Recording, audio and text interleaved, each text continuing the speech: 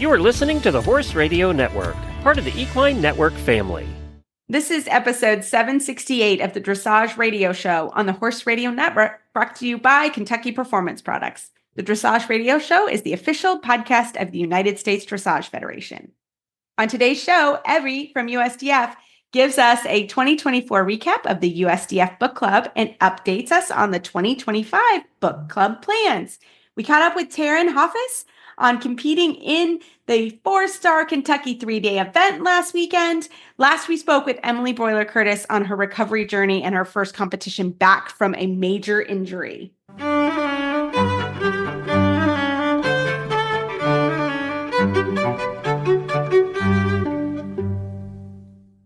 This is Reese Koppler-Stanfield in Georgetown, Kentucky.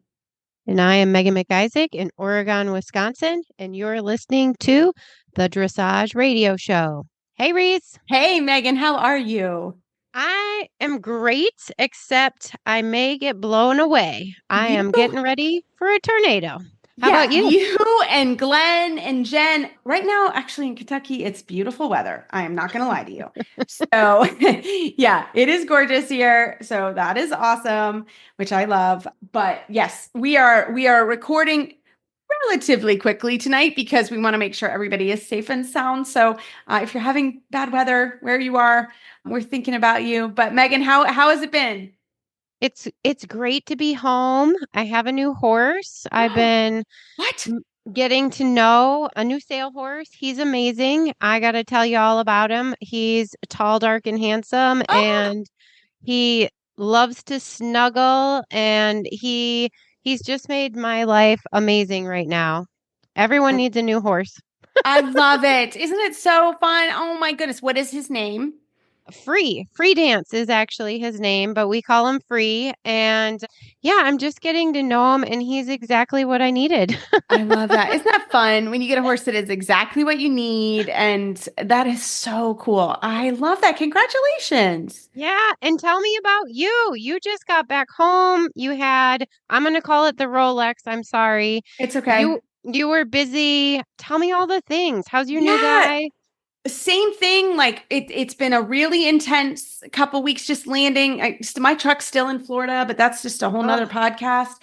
So I have a golden Malibu rental car. So yeah, that's been a journey. I can tell you, anybody who has a small car, I could have gotten 8 bags of shavings in my car today. I was very proud. I got 6. I only needed 6, but I could have gotten 8 if I needed it. So, that a girl. Yeah, I was really proud of myself. So that was great. And then, so that was crazy. And then we went right into, this is the 2 big weeks in Kentucky. We have the Kentucky 3-day event. That's what I'm just going to call it. And there's always fun events. You'll hear here in a little bit. My new friend, Taren, I met her at the American Hanoverian Society. They asked me to come as a panelist. I've done a few things for them. So that was super fun, and just the shopping, and so many people are in town. So it's really a wonderful, wonderful event. And so then we roll right now into the Derby. So it is equally busy. I have some riders coming for dressage camp, which is going to be fun. Dr. Catherine Donworth won a Dressage Foundation grant. So that is super fun. She's coming. So just lots of fun stuff, just getting back in routine, which is really cool. It's great to be home. It's great to be home. Oh, I love it. Yeah, it is great to be home. So we have a fantastic show today. So we're going to get this party started. We're going to have a quick break from Kentucky Performance Products and get right into the show. This Nutrition Minute is brought to you by Kentucky Performance Products, the company that simplifies your search for research-proven nutritional supplements at kppusa.com.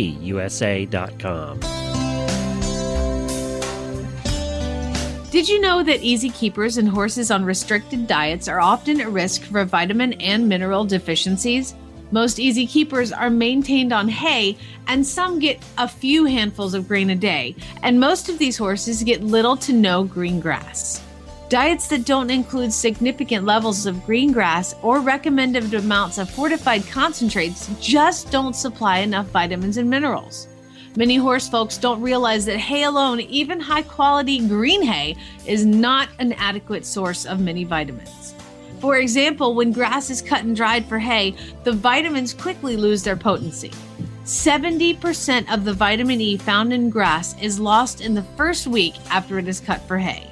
One way to ensure that your special needs horse is getting all the vitamins and minerals he needs is to add a vitamin and mineral supplement to his diet. A well-balanced supplement will provide the nutrients your horse requires without adding unwanted calories, starches, and sugars. Microphase, made by Kentucky Performance Products, is a vitamin and trace mineral supplement that bridges the gap in your feeding program. With Microphase, your horse receives adequate and balanced vitamin and mineral nutrition without unwanted calories or other ingredients. The minerals in Microphase have been chelated, a process that protects minerals during digestion and increases their absorption in the intestine. Microphase provides vitamins, such as vitamin E, in a natural form, so your horse receives optimal results from this supplement. This Nutritional Minute has been brought to you by Kentucky Performance Products. You can find all of their terrific products at kppusa.com.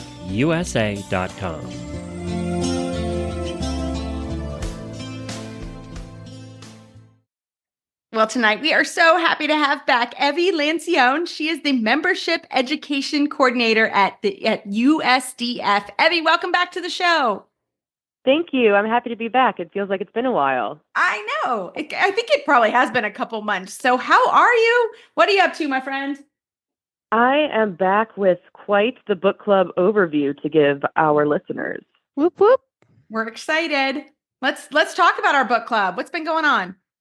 Okay, so I wanted to kind of go over the 2024 activities that we did. It was obviously started in the middle of the year, so we only had 2 books.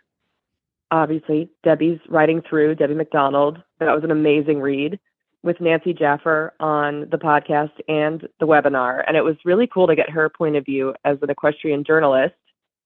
We had Dressage for the Not So Perfect Horse with Janet Foy. She's always so fun to talk with. She also got to be our convention speaker. Yeah. We are hoping to get a book club slot for convention this year, and it is in Lexington, so my hometown.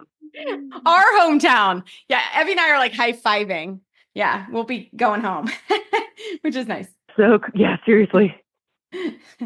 So close to headquarters, too. So it's very convenient. We did have awards for the 2024 book club. This was kind of kept on the down low until we could figure out how we were counting everything. And it ended up being a lot of manual just counting. But we did have a GMO participation winner, Eastern Iowa Dressage and Eventing Association. They have the highest percentage of membership participation. Awesome. So they got a fun little multicolored banner that they can put wherever they want and brag until the 25 winners are announced. Awesome. And I know they're super excited. Congratulations. Yay. So I expect to see that all over the place from them. That's what it sounded like the president said. Right. We also had individual winners for their outstanding participation in book club activities. And we have these bookmarks made that we're going to use in years to come and for future awards. They're like leather magnetic bookmarks with the USDF symbol embossed on them. They're really cute. I actually should probably snag one for my book club activities as well. I know. I was like, do Megan and I get a book club? Like, I would love a bookmark. Yeah, we'll reserve some for the working group and the people who do the legwork. Yeah. Like, I love it. Also deserve an award. Yeah. Yeah. Yay. Oh, I love it. Okay, and that kind of sums up 2024. It was obviously a new program. It was my first time launching a program for USDF, so it was exciting and terrifying. But I think it could have certainly gone worse. And I think plenty of people are excited to have a book club finally. Oh, yeah, it's great. We're really excited to be a part of it. It's been fun. And you guys have been such a great help, so thank you. The 2025 plan. Yes. So obviously the first quarter is coming to an end. We finished up with Leslie Webb's Build a Better Athlete. Let me see. So we did have our webinar, which anyone who watched knows that we had technical difficulties with. And we're just going to call that water under the bridge because technology and horse people don't always go It's hard. hand. It was hard. I get it. It was hard. difficult. But moving forward. we need for Leslie's book a keyword. So if everyone remembers from Debbie McDonald's book, We had a keyword. What you need to do is send this keyword in via email to bookclub@usdf.org, and you will get credit towards your USDF University transcript. This keyword is paperclip. Woohoo! Paperclip. Okay, So say that one more time because I feel like people should be doing it right now. Don't do it if you're driving or riding, but if you're able to do it, what do you do again? You are going to email the keyword paperclip to bookclub@usdf.org. And that is the complex counter-canner exercise in sort of the middle of Build a Better Athlete. It was really good. It was a really good exercise. Several times. Yeah. So coming up next, we have Collective Remarks, by Anne Gribbons. And it was suggested, I know you guys have done this on like the original podcast book club, but it was suggested by so many working group members. And then George Williams told me he wanted us to do it. So we're doing it. When George says it, we do it. Yes, exactly. It's been a number of years. I want to say she was like one. Now our OGs on the podcast could tell us, but that one was early on. That was like maybe one of our first books. So it may be 10 years since we did that one. Well, it'll be a good refresher. Yeah, we're bringing her back. Exactly. I love that. So I love that. Very cool. Okay, and then we have Jack Ballou's newest publication is 33 strength and fitness workouts for horses. I've worked with Jack before. He has such a great way of explaining the importance of fitness of horses, and it's something that can be overlooked, especially with dressage people. It's kind of like a cliche, that like dressage horses are the chubby ones. Mm-hmm. So we're going to combat that with Jack's book. I love it. We already got the book. Inspire everyone. It looks good. Like, I'm not going to lie. I've already leafed through it a little bit and it looked good. I was like, I should pull this baby out and start working on it. So her books are awesome. She also had another book. Well laid out. Yeah. And she had another book we did years ago as well, but this is a new one. So very cool. Mm-hmm. Right on the podcast. Yes. Brand spanking new. So I was excited to get it for, right when it came out. And then our last book of the year will be Begin and Begin Again by Denny Emerson. And it's about the journey of a horse person as they stop and restart riding throughout their lives, which is actually going to be hitting home for me. And I think a lot of people go through that in their equestrian journey. It doesn't mean you stop being a horse person. And I think it'll be really interesting to kind of go through someone else's perspective of it and see what that kind of journey has in store. I love it. Like you said, that hits home for everybody. And we've all been there. And I think it's going to be great. I'm really looking forward to that one too. I love it. Yeah, and it'll be interesting. I mean, he's an eventer, so we are reaching a little bit outside of the dressage zone, but it's absolutely a horse person's experience. So everyone can relate to that. So Evie, just remind everybody, we read the books, right? And then what happens? Okay, so for each book, we are planning to have a webinar. We're going to put a keyword on the podcast episode. Remember, this podcast episode's keyword is paperclip. And then we will put a quiz on the book club webpage of the USDF website. And you earn credit for participating in all three of those. And then we're hoping to get a time slot at convention for a book club meeting. We're not positive which author we would have there, but one of the authors hopefully would be featured. And I think that would end up being 13 activities for the year. Awesome. And how many do you need to do to be eligible for all the prizes? I think we decided 8 or 9. So don't hold me to it. I'll have to go back into our notes. Okay. All right. I don't want to promise a number and have anyone. You have a couple. Like if you don't hit every webinar, it's okay. But you have to do most of the 13 activities. That's kind of, exactly. Yeah. I think it was like. And 9. we are going to be posting these episodes on the book club webpage as well. So you can retroactively listen and send the keyword in at any time and we'll give you credit for it. Awesome. That's so cool. I love it. Yeah. No cheating, everybody. No Cliff Notes version. Asking your friend what the keyword was. Exactly. Dun, dun, dun. Yeah. I love it. Very cool. And then moving forward with book club. So USDF's education department is having a few role changes. I am going to be working more with curriculum for professional and licensed officials. And Amy Eckelman is going to be taking over our book club activities. She is our education administrative coordinator. So in the future, you're going to hear a different voice on the podcast, most likely. I And you'll know. see a different face. We love Amy, but hey, we are going to miss you, Miss Evie. You've been wonderful. It's been fun to I get this started know. with you. It has been We'll so miss fun, but I you. will be around. Anyone who needs me can send an email. You can find me on the USDF website. And now you all have my number, so you can get me too. Yeah, exactly. I love it. No, that's so good. That's wonderful. No, it's really exciting and new changes, and Amy's getting up to speed with us, and she'll be on the next podcast. But we wanted to have one more go with Evie because we're going to miss you tons. But like you said, you're not going anywhere. You're just a little bit of role change, which is also exciting. So we're thrilled for you. Yes, I am excited. It's going to be cool. Yeah. But it has been Congratulations. so fun to kind of launch this. Thank you. Yeah, it's been really fun. So we wrapped up 24, we've launched 25, and Amy is going to take the reins, and we're also in the same office space, so we're working together on it a little bit. We're working too. together, and you'll definitely be. You'll have to come to the meetup for sure. You started it. You got to come to the meetup for sure. So. Oh yeah, I'll be there. Well, we can great. also hang out. Well, Evie, if anybody has any questions, can you give, Amy's email? Because now the emails are going to go to Amy. And like I said, you can also take them. But how do we get a hold of Amy if we have any questions moving forward? Our next update, we'll have Amy on the podcast, so you guys get to know her a little bit.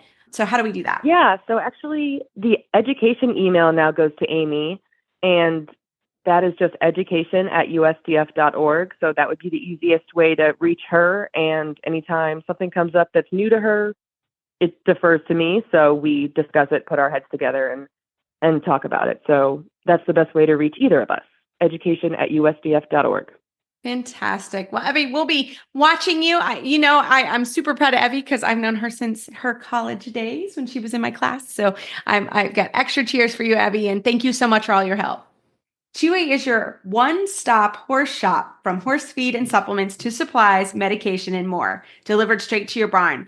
With fast, free shipping on orders over $49 and the convenience of AutoShip. You'll never have to worry about running out of brands you trust and the products you need. You can count on Chewy to keep your barn stocked and your horse happy. Start shopping today at chewy.com/equine.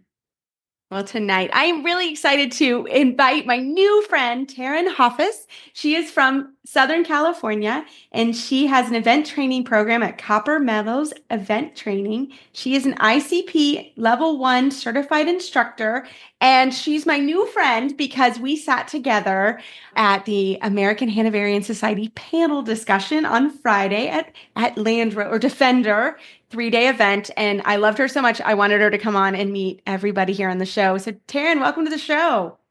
Thanks so much, BFF. I know. And I was like watching all the results as they were coming in. I was like, how did she do? So Taren, kind of introduce yourself, and we'll go from there. Yeah, hi, I'm so glad to be here. I am Taren, and like Reese said, I am based in Southern California, just outside of San Diego. And I've got my family owns an 80-acre ranch out there that we've actually run events up through the 4-star level for about 20 years. And we've got boarding and training, and I give lessons and ride at the upper levels, and yeah, just living the dream basically. I love it. Now, this was your first go here it's now called the Defender Kentucky 3-day event. So if anybody, it was Rolex, then it was Land Rover, but now it's called the Defender. So was this your first go here? It was, yeah. So this has been a big goal of mine. I have 2 horses at the 4-star level now, which is a crazy dream coming true. And so this has been kind of my big goal for the past year. And so really just so excited that I got to bring them both out and that it all worked out. So Taren, yeah, do us a favor. Could you explain sort of the star level to everybody for who are dressage based, like a 4 and 5 star, because the Defender now has a 4 and 5 star. So can you kind of explain that a little bit to us dressage riders? Yeah, basically the starred levels are the FEI levels, and so they're internationally recognized. And so we have 1 star through 5 star. So 1 star, I like to think about it like championship of the level. So 1 star is a championship modified level, 2-star is championship preliminary, 3-star championship intermediate, 4-star championship advanced, and then 5 stars just crazy town. Yeah. Crazy town. Yeah. It's a whole new level of fun. Well, congratulations for making it to a 4-star. And not only that, you brought 2 horses and competed them both in the 4-star, correct? That is correct. Yeah. Can you tell us a little bit about your horses? What are their strengths? What were you looking forward to in the event? Yeah, absolutely. I have Master Class. He is a Canadian warmblood. He's 16 years old, and I've had him since 2021. I've known him since he was 4. One of my working students actually produced him up through the 4-star level. And she is a Canadian gal named Leah Brakey, and she had to move home and needed to sell him. And I kind of jumped at the chance. So he's my first 4-star horse. So kind of bought him with the intention of gaining miles at that level and getting some good runs under my belt. And he's such a phenomenal jumper, and he's just so brave. And I would say dressage is his least favorite thing to do. So we have to be very empathetic with the big guy and try our best. And then Luna is Regala, and she is 14 years old. She's an Oldenburg mare, born at our ranch, actually, bred by my mom's cousin. So she's actually dressage bred. She's at Sir Donner Hall and Rubenstein lines, and she is just phenomenal. She's good at all 3 things and just stepped up to the level. So produced her up from beginner novice. She, born at our place. And so I've done a lot of the work myself, and it's really, really exciting to have her. She is just, in my opinion, world class. She's amazing. It is so cool. So just so everybody knows, the 4-star level is actually the Olympic level. Is that correct? Yes, that's right. Right. So the 5-star is like over that. That's like, because they literally, not every country can even have a 5-star rider. So this is the Olympic level, actually. So it's really, really crazy. But explain to everybody what your dressage test is, because it is hard. They've made them even harder than before, I think. They really have. Yeah, that's right. So yeah, my test this weekend included flying changes. You have half pass in the trot and the canter, shoulder in the trot, medium trot, extended walk. It was, correct me if I'm wrong, but it feels like a 3rd level test where you have to kind of on steroids. Yeah, on steroids. Yeah. The hardest thing was the extended canter across the diagonal and then counter through the short side and do the flying change today. I was like, I don't even know how to do that. And then didn't you walk and then have to turn and rein back? Like it was, You have to halt and rein back, and it's wild. It was really hard. And the change, you were coming through counter canter from an extension, and it was into the crowd. So it was where it was positioned and where the ring was. Like the horses looked up at the big stadium. Like it was hard. I was like, wow, I've got some trained horses that would struggle with that. For sure. Well, I'm glad to hear you say that, Reese, because I thought it was hard too. And I thought maybe I was just being a baby. No. I looked at that test, and then you like rein back, and then you did it all again the other way. It was intense. It was a hard test. Yeah. It was really hard. And can you kind of explain the scoring? Because if you ever watch an event, it is opposite, right, of a technical dressage test. Right. Everything's penalty points. So it's like golf, lowest score wins. And so everything, basically, you're starting at 0, and everything you do wrong gets a point added on. So you are hoping to not add anything to your score by the end. Right. And when the score comes up on the board, it actually was like 68 or 66 or 72. But then the penalties, and then it was subtracted from 100. So you I looked at it, I was like, oh, it's a 76 or whatever it was. And then it was like, oh no, that's a 24. Yeah. And then it's some weird math that I don't understand. It's not divided by 100. It's weird. I wish I knew a little more about that, and actually, I don't know how this works in eventing, but there were some big spreads between the 2 judges. Do they do a review process of the scores? As far as I know, they do. And I think it's anything over a certain amount of points, that spread, whatever it is. And I can't honestly remember what it is. But yeah, I thought like just a few weeks ago, I did Galway Downs. I ran the 4-star there. And I think my score on Masterclass, I think it was 12 points between the judges. It was crazy. That's insane. Yeah, I think it's over 5 in dressage, technical dressage, they review it. Yeah. So that's insane at an international event. Right. There were some big spreads when I was watching. So, and I was watching and chatting, so I can't say I was like really watching. And I didn't know Taren. She had already ridden by the time we met at the Hanoverian Society. So I was like, oh my gosh, I would have paid attention. It was a good test. She tried her hardest. She was a good girl. Yeah. So tell us, that cross country, we're out there tailgating. So, I'm not going to lie. There were some mimosas flying around when you guys were out there, but that's such a scary course. So tell everybody like what Kentucky's known for and what were some challenges on that course? Cause it was insane. Yeah, I really think the 4-star here has gotten the reputation of being one of the hardest in the world. Yeah. It's sort of compared to Aachen in Germany, which is a championship course, and it's every year it just seems to kind of beef up. Mm-hmm. So I think the hard thing about the 4-star here, other than just like Derek setting these impossible skinny wedge looking jumps with brushes, like the terrain is hard. The crowds are intense. I even like came from jump 5 to 6 and I like audibly in the gallop, I looked up and I went, whoa. Yeah.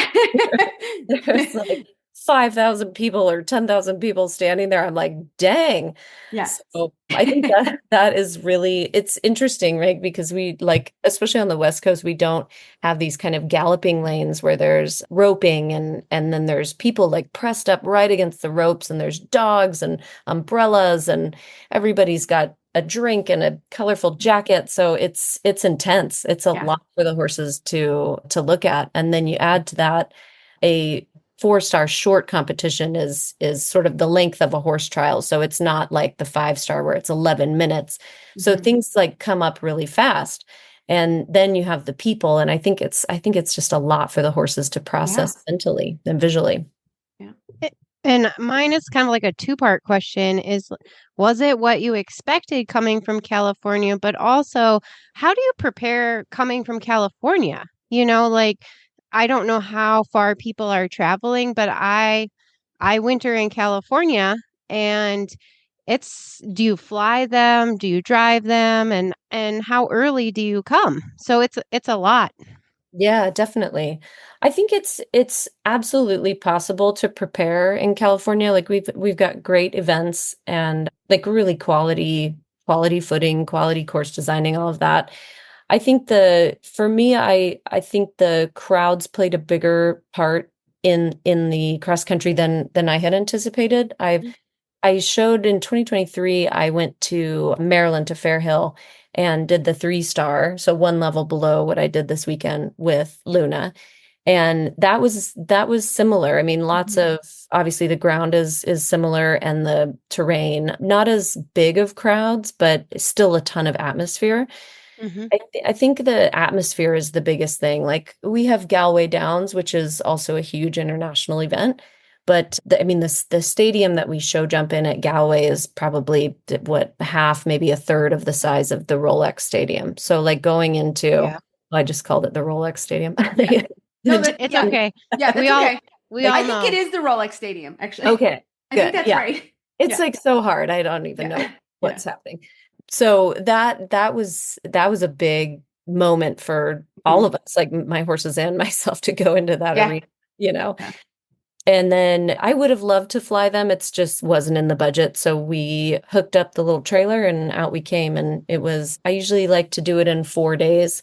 Mm-hmm. My horses are good travelers and they are used to kind of pulling into random farms and spending the night. So it's not a huge deal for them. And it's horsemotel.com. You can find anything. It's amazing. I think it's great. I love Google. Yeah. It's so great. I love that. So Taren, what's next on the list? Because you're going to stay on the East Coast for a bit, right? That's right. Yeah, but another few weeks. So down to Ocala, get some good training in with my coach, and then up to Tryon, which also has a ton of atmosphere Yeah. and cross country on an old golf course. So that'll be super exciting. I actually Oh, rode wow. there in 2017. I did the AEC there with my Hanoverian mare, Easy A. But yeah, it's been a while since I've been back, so I'm excited to see how the facility's changed. I love it. I think that's so fun. And tell us a little bit. Wasn't Luna, she was a dressage horse for a while, right? She was. We started jumping her when she was young and she was really bad at it. And she just made the same mistakes over and over and over again. And I think she's like I said at the Hanoverian Symposium, it was like these Sir Donner Hall babies, they're sort of a slow burn. Yeah. And she needed the time to get strong and to kind of come into her body. So she really didn't start eventing until she was 8. And she spent 2 years with my dressage trainer at the time, Robin Garrett, down in San Diego. And we tried like heck to sell her. And she's was too hot for an amateur and probably not going to be a super upper level FEI dressage horse. So she didn't really have a niche. And so after 2 years of just kind of banging our heads against the wall, I thought, well, let's bring her back and we'll see if she's better at jumping. And she was. And it's sort of been from there on, just not looking back. Yeah. Oh, I love that story. Do you have goals and plans for her in the next coming years? Oh, so many. Right? It's like plans A through Z. Yeah. My original plan, if this weekend had gone to plan A, was that I would come back in the fall and contest the 4-star at Morven Park in October. But I think since we are seeing that maybe we're a little greener than we thought, we're going to stick out west for the rest of the year, and we'll do the 4-star at the end of the year at Galway Downs. Mm-hmm. Then the plan is, and actually the AEC is at Galway Downs this year. Yeah. So yeah, that'll be some good competition, and hopefully we can win some money and Yes. fund our trip back to Kentucky next year. Yes. So that we can actually win the 4-star like we had planned earlier. Yeah, girl. Now we're talking. Awesome. Now we're talking. Yeah. Because I'm your new BFF. I'm going to be there. Like, Good. I'll be screaming in there. That'll be great. So Yes, yeah, absolutely. for sure. So no, I love it. Well, did you get any shopping done? That is the one thing I had to ask you. Girl, I was like so busy. You know how it is at horse shows Yeah. where you're like, I'm gonna have all this time. I only have 2 horses. What am I gonna do? And then I'm Right. just like constant. My husband's hilarious. He's like, basically it's fat camp. You brought me to fat camp. Like you're making me run around doing all this work. You never feed me. I'm like, I'm Oh, sorry. I know. I'm like, here's a beer. I'm really sorry. Just yeah, keep here you go. shoveling. Just be quiet. Yeah, he was so cute. He took pictures of us on the panel. I was like, we need some pictures. So I'll have to get those pictures for everybody on our panel. It was fun. We did the panel, Lauren Chumley, and then we had 2 other event writers on that panel. Yeah, Ariel Grald, who went to the World Equestrian Games in Bertone, Italy. She's kind of a big deal. Yeah. And Chris Talley, who's also 5-star rider, amazing. And he has so much experience with the breeding. I didn't realize that. That was really interesting to hear that. He was, and then Lauren Chumley, she's a fan of our show too. We love her. She was great. She's like the comic relief. Oh my God, she's hilarious. Yeah. It was a really good panel. It was really fun. And Dennis did such a good job of moderating. Yeah, I know. I wish we could, maybe they have it recorded. I don't know, but it was, I think, a pretty good discussion, and it was fun to hear about event horses versus dressage horses. And then a bunch of the horses were dressage bred actually that you guys were riding. So that was pretty fun too, to hear their story. And I want to watch. I hope it's videoed.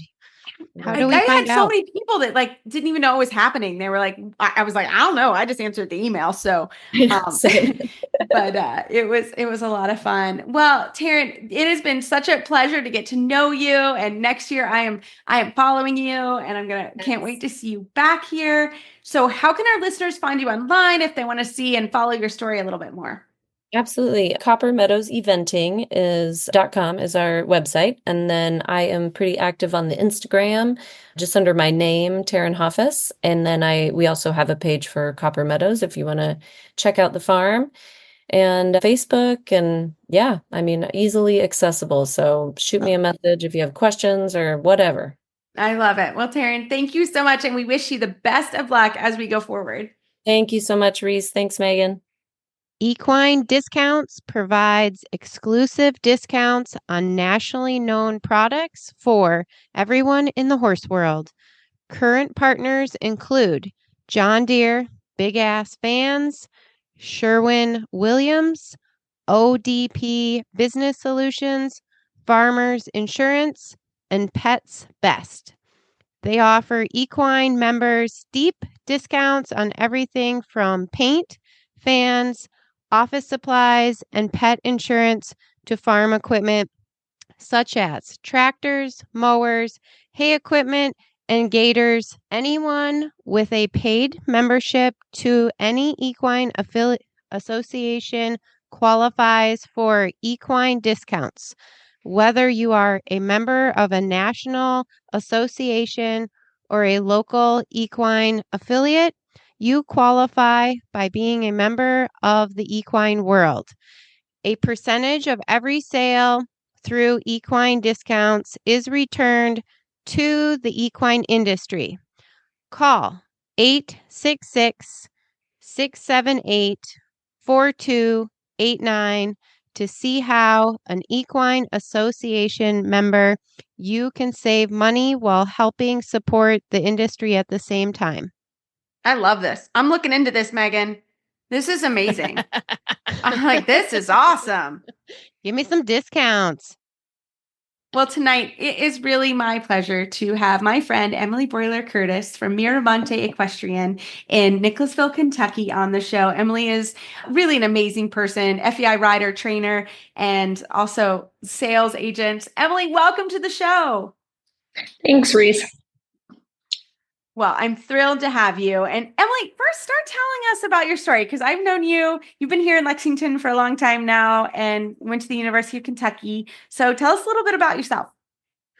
So I grew up in Kansas and actually went to the University of Kentucky with the intentions of working with racehorses. I've always ridden dressage, but I've always heard the wives' tale that you can't make money with sport horses. So I came to UK with the intentions of doing like bloodstock. And I always rode through college. I had my own horse. And then I found people started asking me to ride their horses at the barns I was at. And so, after school, I was working like a psycho, galloping racehorses, working on a broodmare division of a racehorse farm and giving lessons and still trying to ride my horse. And my trainer at the time said, I think you could do this as a job. And I kind of laughed and I thought, well, that'd be fun. And so I kind of gave it a soft go. And to be honest, I've just never looked back. I had in my mind, I said, if this doesn't work, I'll go wait tables or do something to make ends meet. And it literally has not slowed down since I decided to do it. And it's changed a lot. I wound up buying a farm. I guess that would have been in 2020. And I have beautiful 86 acres just outside Lexington, Kentucky, in a wonderful facility. And it kind of evolves yearly, monthly, daily. My business evolves crazy amounts. But I also found a niche in the sales. And so, I do a lot of training, but I do a lot of sales as well. It makes good money and it's fun. I get new horses and I get to meet new people all the time. It keeps it really kind of interesting for me. We also do all the typical lessons and training and horse show coaching and all of that stuff. And we do a good job with that. We're pretty successful nationally. And I have a wonderful staff and they work so hard for me and they do a really, really good job. So I'm pretty blessed to have the people supporting me that I do. Yeah. Yeah, you do. And full disclosure, Emily sells pretty much every horse that I ever sell. So we have a very nice one for sale right now, by the way.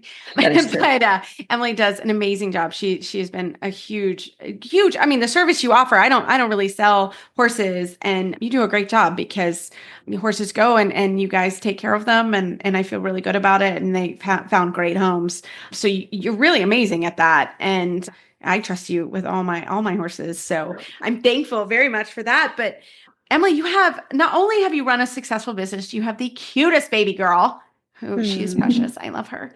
She is wild. Absolutely wild. I can't blame anybody but myself. But yes, I have a darling 2.5-year-old daughter.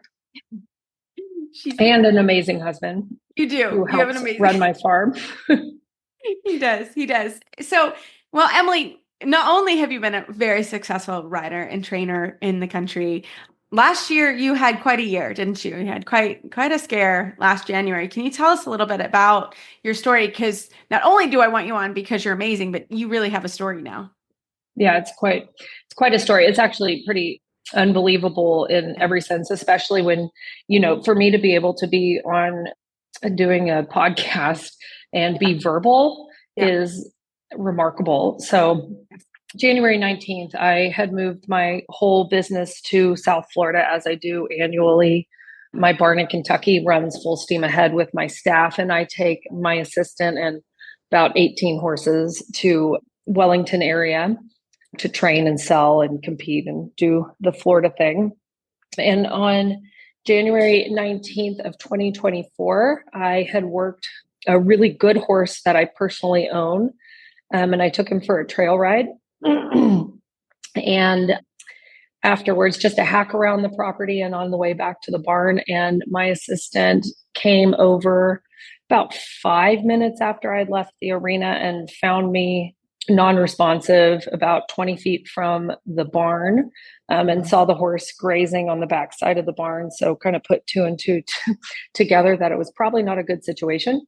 Yeah. And she's amazing. She kept a really good head on her shoulders and came over to me, figured out that I was not breathing, no heart rate. So she called 911, and they actually had her put the phone on speakerphone and talked her through CPR and chest compressions, which is unbelievable. I can't fathom having to go do that to my boss. So she is such a strong, mentally tough person.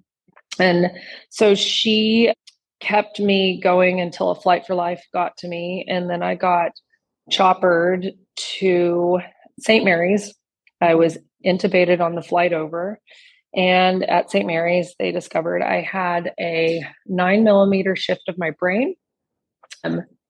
And both of my pupils were fixed. So I had lost full brain activity at that point. I also shattered my C1 vertebrae and my C2 vertebrae, and had broken a ton of ribs down the left side of my body as well. So I went into emergency brain surgery, and it was obviously highly successful.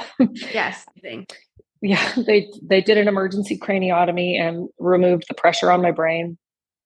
My pupils resumed activity almost immediately after the pressure was removed. And at that point, I was in a coma when they discovered me, and they left me in a medically induced coma for another almost 2 weeks. And then I was taken out of sedation. And, and at that point, my poor husband, they told him, they're like, here are the injuries. She's probably not going to wake up. If she does, she's not going to walk. She's not going to talk. It's as bad as you get, with the brain injury one. And then on top of it, I had, the worst neck break you can have. I came out of sedation and immediately started talking and moving, as I do. And it's truly miraculous. I went from on a ventilator to they got me into Shepherd's rehab, which is the best of the best you can get into for neuro. And upon arrival, they evaluated me. They had told my husband to get an apartment there. It was going to be a 2-year situation, and they kicked me out. They kept me for 1 week. They evaluated me on intake, said you're too high functioning, kicked me out. And I went back to Kentucky and did outpatient rehab on my farm. So it's been insane. It's a crazy journey. And so I was extremely fit when I fell. Like, I was running 30, 40 miles a week and riding 10 horses a day and going to the gym, which I'm sure is part of the reason I survived and recovered so well. Yeah. But after I got home to Kentucky, I was in a C-collar for almost 11 months, which is as awful as it sounds. I mean, it's terrible. I joke with my husband. I said, this accident is not good for me because I'm a little too vain for it. They shaved my head. I had a tracheotomy, so I have this scar in my throat. And then, I was in a C-collar, so I couldn't move. So my incredibly fit body kind of fell apart. But I'm alive, which is amazing. Yeah. And then, so we got back to see the neurosurgeon the final time in November, and he cleared me to do whatever I would like. He said, I'm obviously at very high risk, like don't fall, basically. Yeah. But I got cleared to go for runs. And since the day I have been cleared to run, I have ran every single day, even in winter in Kentucky where it was -12. I have run every day. I'm back to riding. I started off slowly. I am currently back to riding 7, 8 horses a day right now. It looks very different for me. It's before my accident. I mean, I was riding calculated risks, but risks. I would ride if I thought it was worth it, I would ride it. And now I won't ride anything that my team does not deem appropriate for me to ride. Good. And I guess the good news is my long-term effect is I have legitimately no long-term memories. So it's really strange. Like, it's really weird. Like, I saw Reese. I knew Reese's face. I knew Reese does horses. I couldn't tell you a single interaction Reese and I had ever had before my fall. Yeah. It's super strange. Like, I knew I had a daughter, but I don't remember having a daughter. I knew I had a husband. I don't remember my wedding. It's it's really, really odd. My body knew how to ride, but I can't remember riding. So it's just a little bit, that's the worst long-term effect I have. But otherwise, I don't have a lot of pain. I don't really have any pain, which is miraculous. Yeah. No headaches. And like I said, I'm back to riding, and I actually showed 2 weeks ago. I was going to say, you just went to a horse show, which is amazing. Did. So I did a 3rd level on one of my horses who actually, Reese, he did not have a flying change when I started riding him again in November. So I put the change on him and then showed him 3rd level, which was fun. So yeah, I'm just kind of pushing forward, pushing on. It's amazing. It's amazing. It's like every time I hear the story and I, was around, I get chills because it's amazing to see how you've, just how you've recovered, and it's been really cool. So you're just such an inspiration for everybody. And that's why I really wanted you to come on and tell us your story, because, I know everybody has a struggle, but your struggle was real, and to see you and all of us are just so happy that you're here, and we get to joke with you, and we get to just, have you in our life. It's been amazing. And so to hear that you're showing, I mean, when you're like, I showed today, I was like, oh my gosh, like I haven't shown it. You've shown a 3rd level. I haven't shown a 3rd level in many years, man. So you beat me. So I love it. Well, it is humbling. I watched the video of my test and I thought, oh my gosh, like nobody watched, like everybody look away. Nobody watched this. But I'm doing it. And so like after that horse show, I thought, okay, I have one of 2 routes to take. I either don't show and like hide, which is not really my MO, which is not shocking, or I horse show over and over and over until it becomes easy for me. And so I am horse showing again at the end of the month, and I'm going to push through. I'm going to ride this horse in particular until I feel really confident on him. And then I'll add my other ones in, and eventually I'll get to my really good horse that's with Jim Coford. Yeah. And tell us about him, because he's pretty cool and just getting better and better for you, isn't he? Oh my gosh, it's the most amazing horse. So I actually, like, you can't make this stuff up. I bought that horse. Yeah. I finally broke down and bought myself, like, literally the horse of a lifetime. Like, it's the most unbelievable freak of nature horse, and it's kind, and, like, all the things. And I bought him and then broke my neck 4 weeks later, which is like so sad. Right? I guess you just have to laugh because it's like, are you kidding me? I know. So I wound up calling Jim about a year ago, actually. And I said, hey, and Jim's always been so good to me. We've been buddies for a long time. He helped me a lot when I was early in my career. And he's always just been like a good mentor, just a friend. And so I called him and I said, hey man. And he was like, oh my God, is this really you? Are you alive? I said, yeah. Can you take my good horse? And he said, are you serious? And I said, yeah, I really would like you to take him. So he took him, and it's just been amazing. They're like undefeated at third level. They won finals. They went to FEI 6-year-olds. He's getting ready to do a 7-year-old on him, I think next week. They did a pre-St. George this year, broke a 70. Like, it's just the most unbelievable horse. And it's such a happy horse and safe. Like, I flew down to see him, and, I haven't ridden him since before my fall. And Jim, of course, rode him in a field that day, as Jim does, and said, okay, get on. And I'm like, out here? He's like, yeah. So I got on him in a field, and I'm like, Jim's like, make him, like, get him big, kick him up. And like, I'm flinging his legs all across the field. And that horse was so good. And then I put him to the buckle. I walk over to my husband, and my daughter said, I ride Roy. So we gave her my helmet, and she got on him and walked him, being led, of course, but walked him around a field as well. So that horse is 1 in a million. Yeah, it's pretty. And I didn't remember I owned him. So that was the other fun story. I walked. You're like, this is an amazing surprise. I did. Yeah, I did. I walked in my barn pretty shortly after I got home from Shepherd's, and I walked into the arena, and I said, oh my God, that's the most beautiful horse I've ever seen in my life. And my husband said, well, I'm glad you still like him because he's yours. So it was amazing. That's incredible. Oh, isn't that crazy? I'm a huge fan of yours, and I've never even met you. I can't wait for you to ride your special horse. Yeah. You have to let us know. There won't be a dry eye in the house, I can tell you that.